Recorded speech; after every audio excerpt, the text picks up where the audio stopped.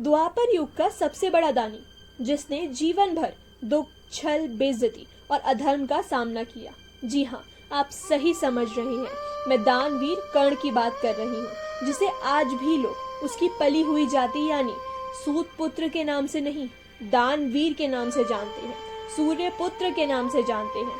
कर्ण के जीवन से तो हम सब भली भांति अवगत है, परंतु आज इस वीडियो में मैं आपको उनके पिछले जन्म से जुड़े कुछ किस्से सुनाऊंगी और जानेंगे हम उनकी पिछले जन्म की कहानी और देखेंगे कि कैसे हमारे अच्छे या बुरे कर्म हमारे जीवन में प्रभाव डालते हैं। चलिए कहानी शुरू करते हैं। ये कहानी है तब की जब एक बहुत ही भयानक दैत्य, जिसका नाम दंभोद था, सूर्य का सबसे बड़ा भक्त हुआ करता था।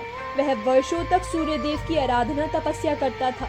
एक बार उसकी तपस्या रंग लाई। वह सूर्य देव ने प्रकट होकर उससे फल मांगने को कहा। तब दंभोद दैत्य ने यह इच्छा जताई कि वह अमर होना चाहता है।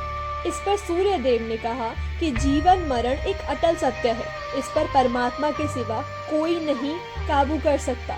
जिस पर दैत्य ने अपनी दूसरी इच्छा जताते हुए कहा कि हे सूर्य देव, मुझे ऐसा वरदान दीजिए जिससे कोई मुझे आसानी से पराजित न कर पाए। एक ऐसा कवच दीजिए मुझे जो मुझे हर चीज से सुरक्षित करे। 1000 कवच सी सुरक्षा हो मेरे शरीर की और कोई उन कवचों को तोड़ भी ना पाए। इस पर सूर्य देव बोले, मैं तुम्हें 1000 कवच का वरदान देता हूँ, परंतु यह कवच तोड़ना संभव होगा। अपितु जो 1000 साल तक एक आत्मा एक मन तपस्या करेगा, वह कवच तोड़ने की शक्ति अर्जित कर लेगा। इस बात को सुनकर दैत्य चिंता में आ गया, परंतु मंद मंद खुश हो गया कि किसी को मैं 1000 साल तपस्या करने ही नहीं दूंगा। और उसका यही घमंड उसके अंत की शुरुआत निकला। जिस प्रकार बल के साथ बुद्धि होना अति आवश्यक होती है, वैसे ही शक्ति आने के साथ साथ शक्ति का सही उपयोग करना भी बहुत जरूरी होता है। दंभोद दैत्य ने सूर्य देव को अपनी तपस्या से खुश कर 1000 कवच का वरदान तो ले लिया, परंतु उससे उन्होंने दुरुपयोग ही किया, यानी सहस्त्र कवच का शरीर पाकर उन्होंने ऋषि, मनुष्य और सभी पर अत्याचार करने शुरू कर दिए। लोगों पर दुराचार करने लगा, लोगों को तंग करने लगा और अपने सहस्त्र कवचों का फायदा उठाने लगा। दंभोद दैत्य अक्सर प्रजापति दक्ष के राज्य में आकर वहां पर भी बहुत हाहाकार मचाया करता था और ऋषि मुनियों को काफी तंग किया करता था। इससे तंग आकर प्रजापति दक्ष की पुत्री मूर्ति ने विष्णु जी का तप करना शुरू किया और मूर्ति के तप से खुश होकर विष्णु जी ने मूर्ति को यह आशीर्वाद दिया कि तुम्हारी कोख से 2 बच्चों का जन्म होगा, जो कि दंभोद दैत्य की मृत्यु का कारण बनेगी। मूर्ति की तपस्या रंग लाती है। मूर्ति की शादी ब्रह्मा जी के मानस पुत्र धर्म से होती है और धर्म की 2 संतानें होती हैं, दोनों पुत्र, जिनका नाम होता है नर और नारायण, जो कि मन, आत्मा और कर्म से एक ही होते हैं। उन दोनों पर विष्णु जी की अत्यंत कृपा होती है और उन दोनों को बचपन से ही जैसे अपने जीवन का लक्ष्य मालूम होता है। वह जंगल में वर्षों वर्षों तक तप करते हैं ताकि दंभोद दैत्य के अधर्मों का जवाब दे पाए। एक बार नर और नारायण जंगल में बैठ के तप कर रहे होते हैं।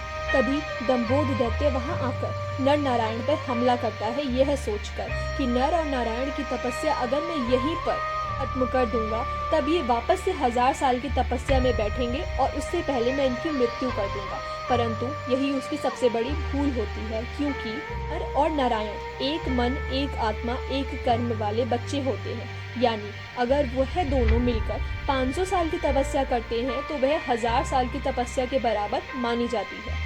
और इस बात का पता दंभोद दैत्य को नहीं होता। जब दंभोद दैत्य नर और नारायण दोनों पर हमला करता है, तब नर और नारायण दंभोद दैत्य पे लगातार तीर चलाते हैं।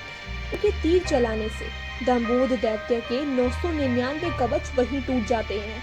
जब दंभोद दैत्य के शरीर पर एक कवच रह जाता है, तब दंभोद दैत्य डरकर वहां से भाग जाता है और सूर्य देव की शरण में जाता है और सूर्य देव को पूरी बात बताता है। सूर्य देव कहते हैं कि मैंने तुम्हें बताया था कि जो भी 1000 वर्ष तक तपस्या करेगा, वह तुम्हारे कवचों को आसानी से तोड़ सकता है। और नर और नारायण एक ही आत्मा, मन और कर्म के बच्चे हैं। दोनों मिलकर अगर एक काम करते हैं तो वह 2 ही माने जाएंगे।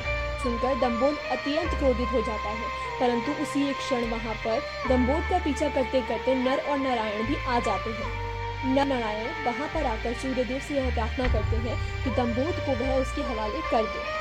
और दंभोद सूर्यदेव का सबसे बड़ा भक्त था, वह दंभोद को ऐसे कैसे जाने देते। सूर्यदेव दंभोद की सुरक्षा करते हैं, जिस पर नर और नारायण क्रोधित होकर सूर्यदेव और दंभोद को यह श्राप देते हैं।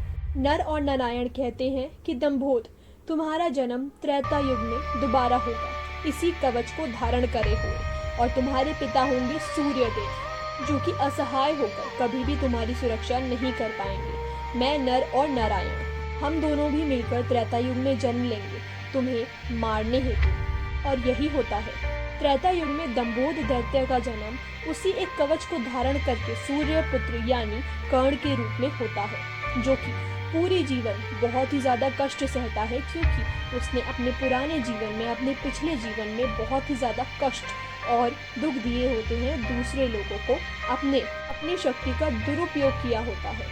और नर और नारायण के रूप में जन्म लेते हैं नर यानी अर्जुन और नारायण यानी भगवान कृष्णा, जो कि मिलकर कर्ण को मुक्ति प्रदान करते हैं।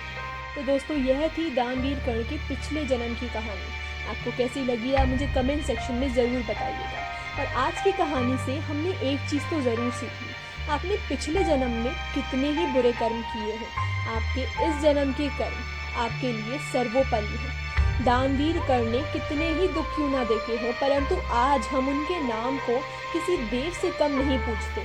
कर्ण महाभारत का सबसे अहम हिस्सा था और हमेशा रहेंगे। दोस्तों, मैं आप सभी से इजाज़त चाहूँगी और अगली वीडियो के साथ आप सभी लोगों के सामने जल्द ही आऊँगी। तब तक के लिए